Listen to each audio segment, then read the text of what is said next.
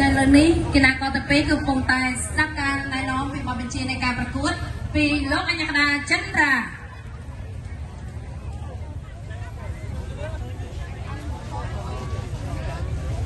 បាទកុំឲ្យស្ងាត់បងប្អូនបាទគ្រូបើឆាកផងបាទសូមសំលេងខ្លាំងៗដល់កីឡាករទាំងពីរមួយបា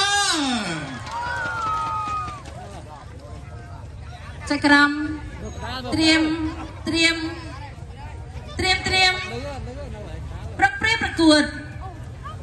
Games World Cup ខ្មែរ Festival គោលពិសេសទី1ទឹកទី1បាទគូទី1ទឹកទី1បាទទស្សនាការប្រកួតទាំងអស់គ្នាបងប្អូនបាទក្រេបឲ្យជ្រោះរបស់ Games World បណ្ដាទស្សនាការប្រកួតប្រដាល់គុណខ្មែរបាទពី Games World គុណខ្មែរ Festival បណ្ដា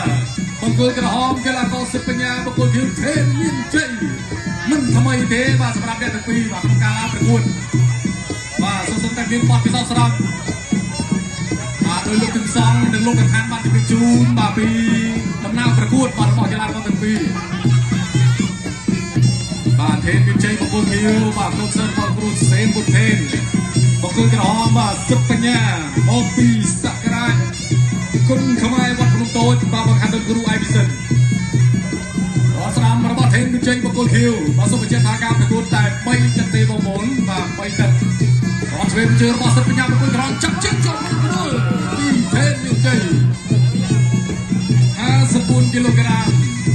បាទគេនេះកំពុងកំបោឈរក្បែរគ្នាបាទប៉ិនគ្នាឡងមែនតើបាទតជើងក្រោមរបស់សិទ្ធិបញ្ញា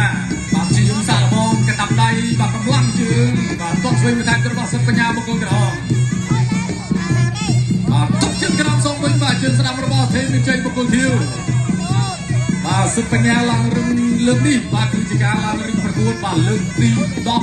របស់ខ្លួនហើយបាទខណៈតែបង្គោលខៀវបាទឡើងរឹងលើកនេះលើកទី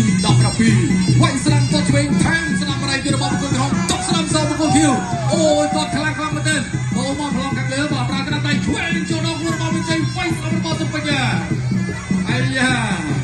បាទកណ្ដាប់ដៃបាទកម្លាំងជើងខ្លាំងចាប់ជើងតក្រោមប្រងនេះបាទកាត់គល់ជួយមែន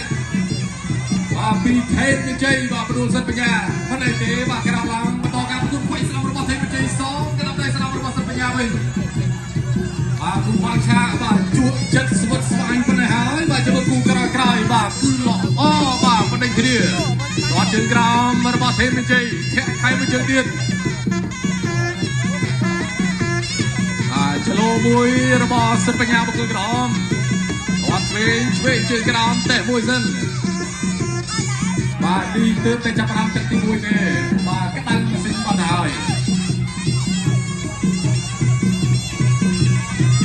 បាទទូចូលវាយឆ្វេងម្ដាយរបស់បង្គោលខៀវ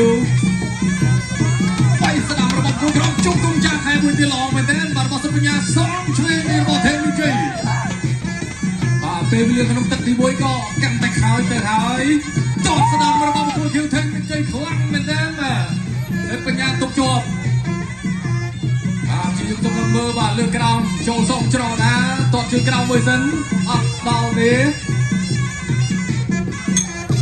ចាប់ទឹកទី1បាទចាប់ទឹកទី1